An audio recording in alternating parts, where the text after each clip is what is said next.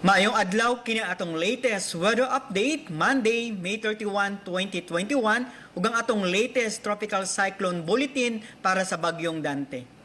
Ang tropical storm Dante na international name na Choy 1 nagkakusog kini gamay samtang padayon kini nag-erog sa direksyon sa amihanang kasadpan over the Philippine Sea.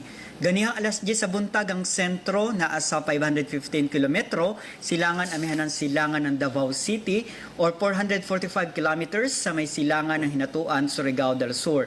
Na ay maximum sustained winds na 75 kilometers per hour dool sa sentro ug ang pagkuso-kuso sa hangin moabot sa 90 kilometers per hour.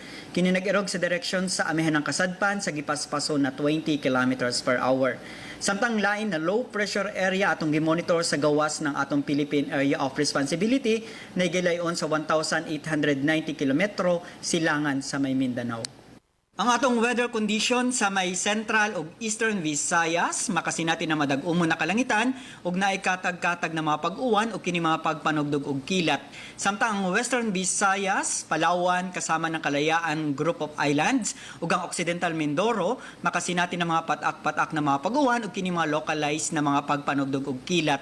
Kini si Jomer Clarino gikan diri sa Mactan, Pag-asa, Visayas, DOST, Mayong adlaw.